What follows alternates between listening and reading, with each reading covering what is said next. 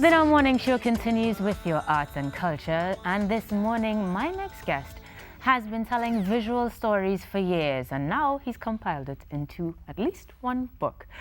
Joining the Now Morning Show is a photographer and author, Richard Ramirez. Good morning, sir, and welcome. Good morning. Thank you for having me.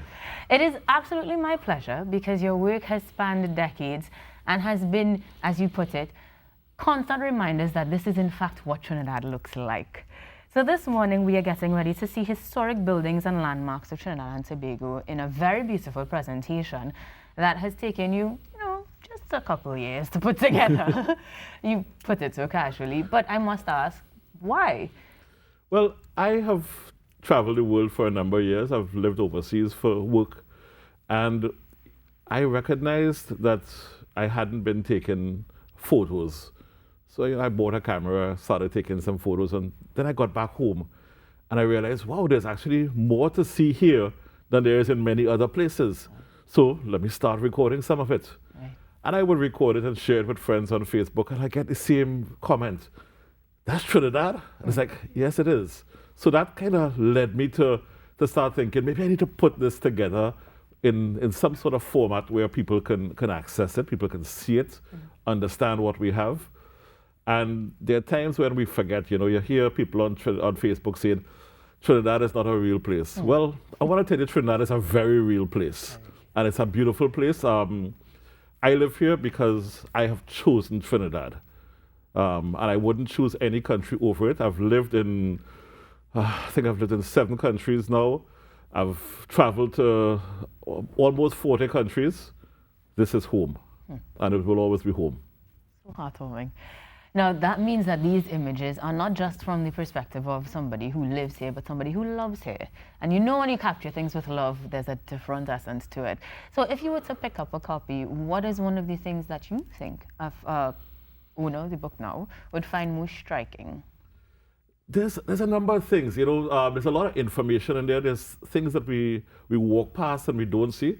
The biggest surprise, I think, for most people was when I covered the Pescia Cemetery, which is a cemetery that sits in the middle of the Queen's Park Savannah. And people said to me, where is that? I said, well, get to the corner where casuals used to be just up from the US Embassy, turn your head across the Savannah, and about 100 meters in, there's a wall. That's what it is.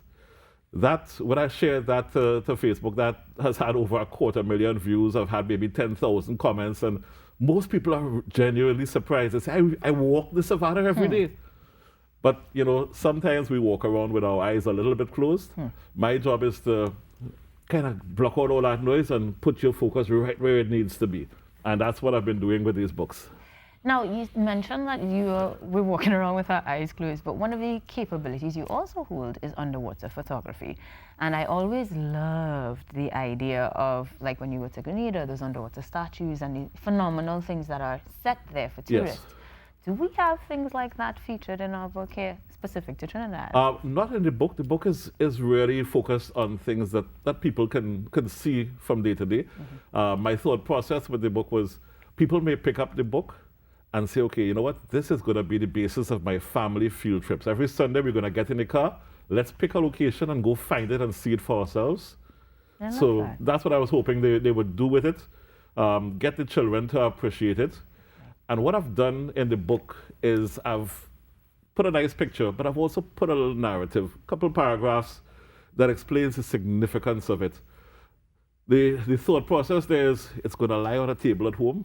One day the kids are going to get bored, they're going to flip open the book, look at some pretty pictures, and accidentally learn something. I like that, accidentally learn something. we have to create things if we want people to appreciate it and absorb it, we have to give it to them in a manner that they can accept it in. Absolutely. And that's what I'm doing here. And you continue to do, because this is one book, but today we learned that there is a part 2. There absolutely is. Does that mean that we may see a series of books along the same lines? And what distinguishes one from the other? All right. Well, I started off with the idea of doing this book. And so I've created one here. And I said, great, this is going to be the book. Then I realized, wow, what do I take out of this book to allow it to fit into one book? there was just so much to see and so much to do. So I got to the end of the first book and I said, right, let's get that put together now. But I have all these other photos, I have all these other stories to tell. Nice. So I moved on and I said, well, okay, so maybe you need a part 2. Maybe. So today is the actual official launch of Volume 2. This is the first time the world is really getting to see it. This goes on sale on my website. And the difference between the 2 books, Part 1 is black, Part 2 is red, of course. Part 1 starts in Port of Spain, and it moves east, central, south Tobago. Part 2 starts in San Fernando, works central, east, Port of Spain, Tobago, all different locations. But you know, I thought it was important that we capture both of the major cities. Right. Another thing about San Fernando, for example, people don't know it's the second city, but it's actually the largest city in the country. Right. People tend to think, well, Port of Spain is the largest city. It's not. And yeah, I am from Port of Spain. I lived all my life, you know, 2-3 minutes from the savannah, but I love San Fernando. It's something about the people. It has its own grace. It definitely does. Now, granted that we have one red, one black, it means that Part 3 is going to be white. I'm putting it out there for sure. But how do we get our hands on Part 1 and Part 2? They are available. So I sell them through my website, www.richardramirezimaging.com. You can also just send us an email at info@richardramirez.com or give us a call, 681-4123, and we will get it to you. It doesn't matter where you are. We will hand deliver it to you anywhere in the country, and I do mean anywhere, Tobago included. The beaches are now open, folks. I'm coming. Overseas, you send us some information, and we'll get it sent to you. We use DHL as our local partner for courier, and we get it there. And yes, to answer your question, Part 3 is on the way. I have started work on it already. And it is probably going to be out on the tail end of next year. It's going to take a little while. And love how he says a little while, as if you are not doing these in the blink of an eye. No, but it's not work when you really enjoy it. I mean, this is a labor of love. Absolutely.